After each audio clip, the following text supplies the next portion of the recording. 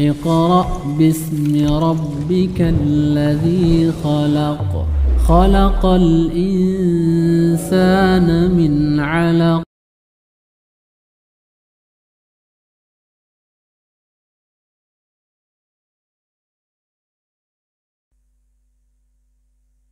Assalamualaikum warahmatullahi wabarakatuh. Para pemirsa yang dirahmati Allah, ketemu kembali kita pada kajian rasionalitas Qurani, yang mana pada kali ini kita akan membahas tentang aulia, umara, dan qawam.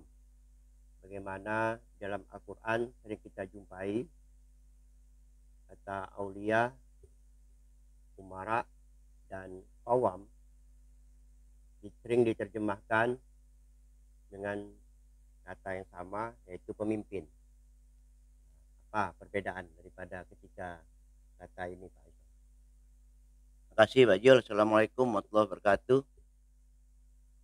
Memang kalau kita lihat di dalam terjemahan sering kalau kita bertemu kata ini kan kadang-kadang diterjemahkan kebanyakan sebagai pemimpin, ada juga teman dekat begitu yang dikatakan aulia, dan umara kita temu juga dengan terjemahan pemimpin gitu Pak Jul. Nah sebelum kita lanjut, saya pengen nyampaikan dulu. Kemarin pernah saya sampaikan bahwa Allah itu sangat mustahil lah atau tidak mungkin mengeluarkan menggunakan kata-kata yang berbeda dengan maksud dan tujuan makna dan makna yang sama begitu. Itu yang pertama. Selanjutnya kalau kita juga sudah membahas bahwa manusia al-bashar yang belum punya kesadaran apa-apa ini ditiupkan roh oleh Allah, sehingga manusia tadi memiliki potensi kesadaran di dalam dirinya, yaitu kesadaran intelektual, kesadaran spiritual yang kita katakan seperti yang lalu itu, yaitu kesadaran moral. Nah, dua hal ini perlu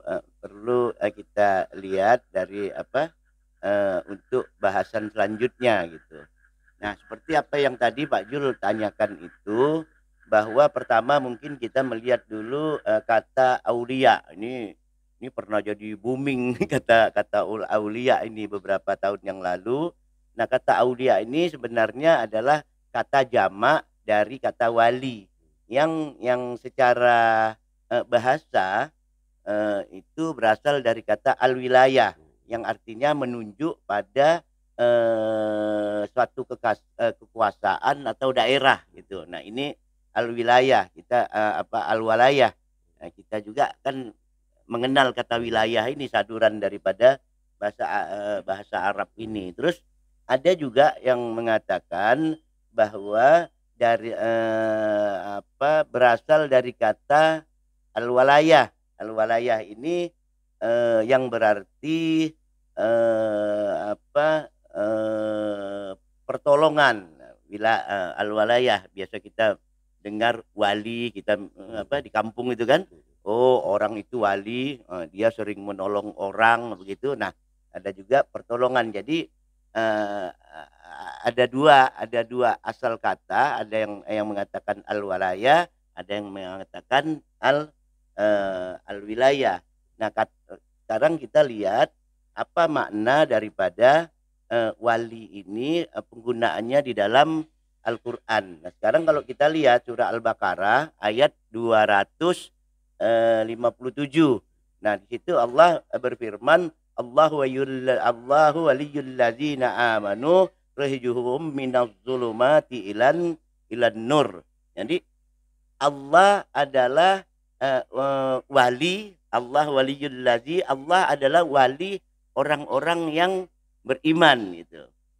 Nah, wali orang-orang yang beriman yang mengeluarkan orang-orang beriman itu dari zulumat ilan nur, jadi kegelapan menuju pencerahan gitu. Nah, selanjutnya ayat itu juga dilanjutkan dengan walladzina kafaru awliyahumut taghut. Jadi sedangkan orang-orang kafir itu adalah wali-wali mereka adalah wali-wali mereka adalah taghut. Nah, wali-wali mereka itu adalah taghut. Taghut ini Allah katakan yukhrijahum minan nur ilal zulumat, minan nur ilal zulumat. Jadi kebalikan tadi nih. Sedangkan penggunaannya untuk Allah, wali ini nyatakan untuk orang-orang yang beriman, membawa dari kegelapan menuju pencerahan cahaya. Sedangkan walinya orang-orang kafir itu adalah taghut, membawa dari cahaya malah menuju kegelapan. Nah, terus di sini Allah katakan, lanjutkan, ulaika ashabun nar. Jadi mereka itulah menjadi penduduk daripada neraka nantinya. Hum fiha khalidun, mereka kekal di dalamnya gitu. Nah, apa yang kita dapat dari makna ini? Yang pertama, jika kita hubungkan dengan penggunaan kata wali tadi terhadap Allah, berarti pemimpin yang dimaksud di sini adalah yang menyangkut nilai-nilai spiritual, nilai-nilai yang menyangkut pemahaman-pemahaman tentang hubungan-hubungan yang bersifat spiritual. Karena ini dibandingkan ayat ini Allah dengan sebagai wali dan taghut juga sebagai wali daripada orang kafir, sedangkan Allah wali bagi orang-orang yang beriman begitu. Nah, itu yang pertama. Yang kedua, ulaika ashabun nar, mereka itu. Nah, ketika dikatakan mereka itu penduduk neraka, hum fiha khalidun, mereka akan menjadi jadi ahli neraka nantinya selama-lamanya. Di sini dikatakan hum. Jadi mereka ini tentulah maksudnya ada perempuan, juga ada laki-laki begitu. Nah, ini ayat Al-Baqarah 257. Nah, kalau kita lihat juga di surah Ali Imran ayat 28, sini Allah berfirman, la yattakhidul mu'minuna al-kafirina awliya min dunil mu'minin. Nah, janganlah orang-orang mukmin itu mengambil orang-orang kafir itu sebagai wali, aulia, sebagai wali dengan meninggalkan orang-orang mukmin gitu. Nah, di sini saya ingin memperlihatkan di sini. Jadi sebenarnya penggunaan kata wali ini ditujukan atau semata-mata untuk hubungan hal-hal yang bersifat spiritual. Artinya di sini bersifat spiritual. Artinya janganlah kamu mengambil wali sebagai di luar orang mukmin, tapi kamu mengambil wali dengan meninggalkan orang-orang mukmin. Nah, jadi hubungan tadi penggunaan kata wali untuk Allah dan dihubungkan dengan penggunaannya juga untuk manusia begitu, baik orang beriman dan orang kafir. Nah, berarti ini yang saya katakan bahwa jadi yang dimaksud dengan wali di sini adalah yang menyangkut masalah-masalah akidah, masalah spiritual, masalah-masalah yang menyangkut keyakinan-keyakinan kita terhadap Tuhan, karena Allah membandingkan wali tadi Allah dengan taghut gitu. Nah, jadi ini pengertian itu. Atas dasar pengertian inilah ini banyak diterjemahkanlah wali-wali ini sebagai pelindung, pemimpin, teman dekat dan lain-lain. Tapi di dalam konteks keseluruhannya itu bukan di dalam konteks hubungan pemerintahan secara struktural, secara pemerintahan hal-hal yang bersifat sains dan teknologi misalnya, Karena kalau sains dan teknologi kita bisa saja belajar dengan selain Islam, kita bisa juga punya teman dalam rangka misalnya mengadakan penelitian, mengadakan segala macam gitu. Jadi wali ini semata-mata digunakan untuk hal-hal yang bersifat spiritual. Nah, itu wali. Nah, sekarang kita lihat lagi ada juga namanya ulul amri.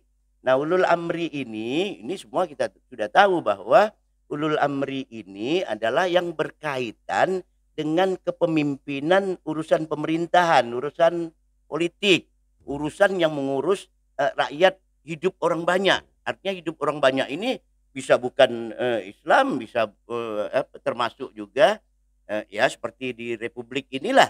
Misalnya umat warga negara kita ada yang Muslim, ada yang bukan gitu. Nah, ulul amri di sini adalah kepemimpinan di dalam urusan pemerintahan, dalam politik, di dalam mengurus kemaslahatan umum gitu. Nah, ini misalnya dapat kita lihat di surah An-Nisa ayat 59, Allah menyatakan ati'ullah wa ati'ur rasul wa ulil amri minkum.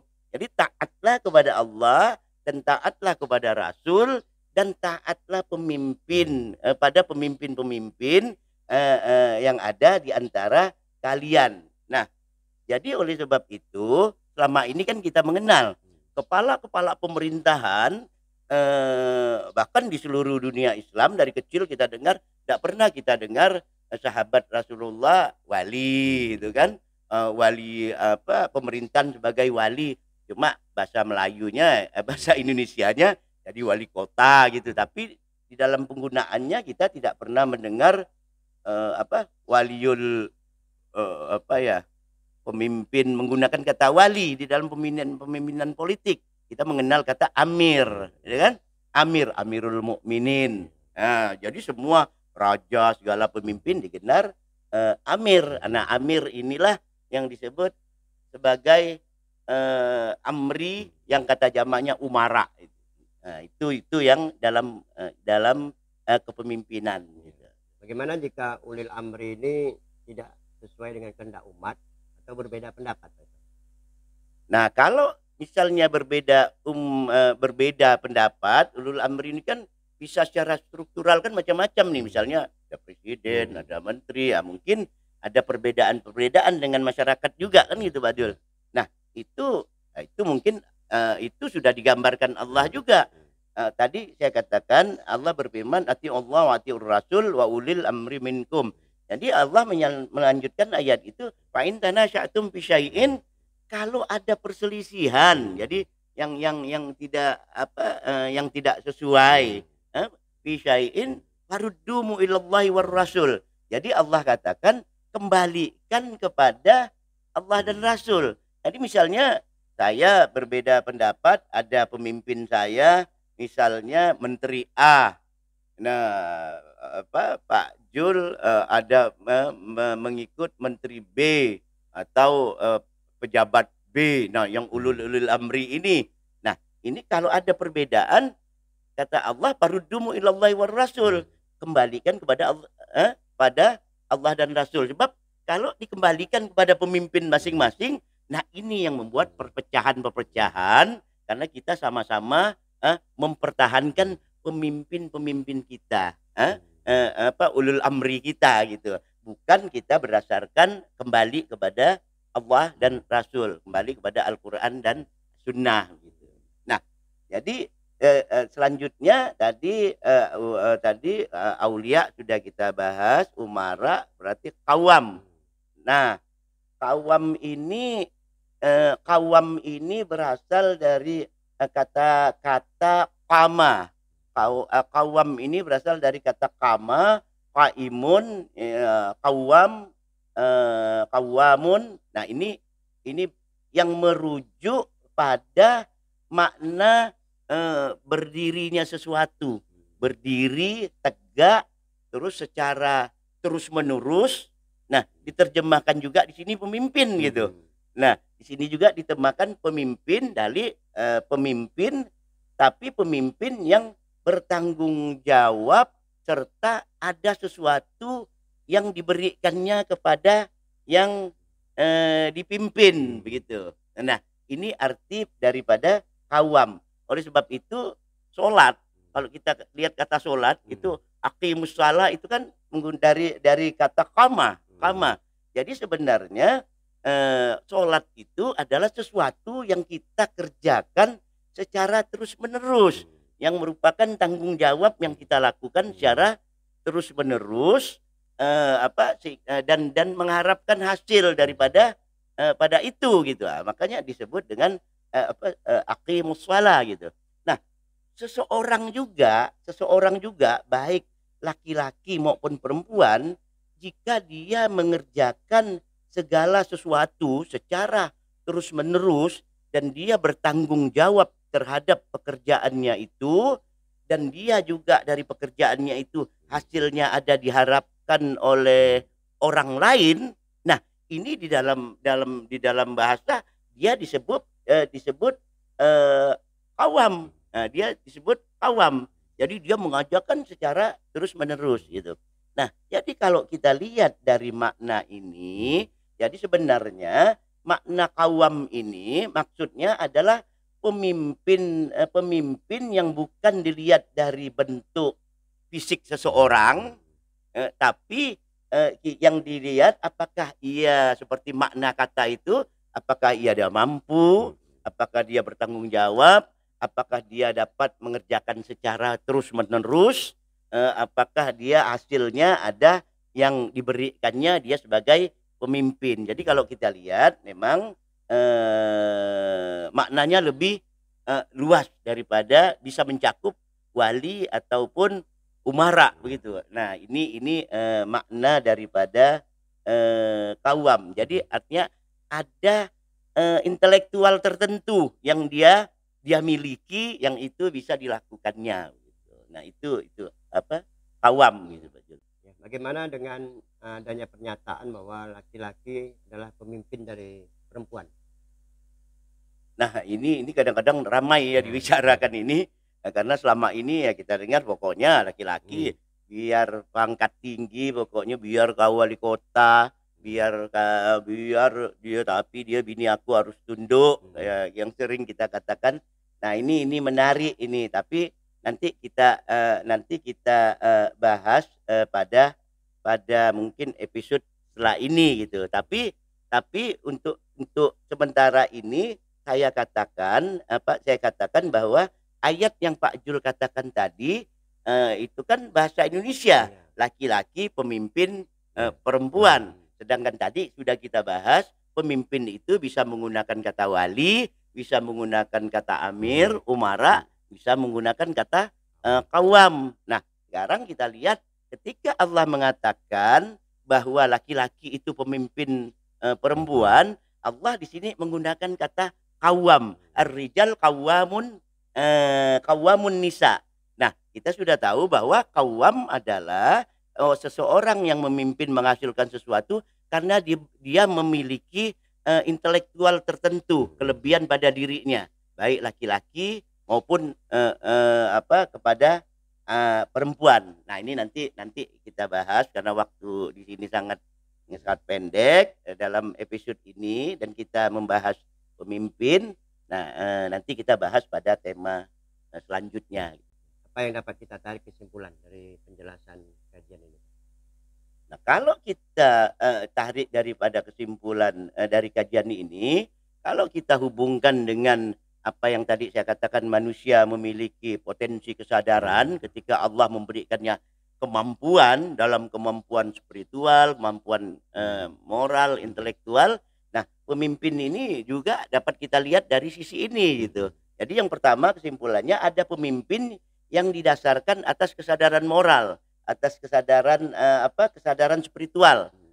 Tadi wali, nah ini disebut dia sebagai wali. Nah, ini kita menyangkut masalah akidah, masalah keyakinan, segala macam gitu.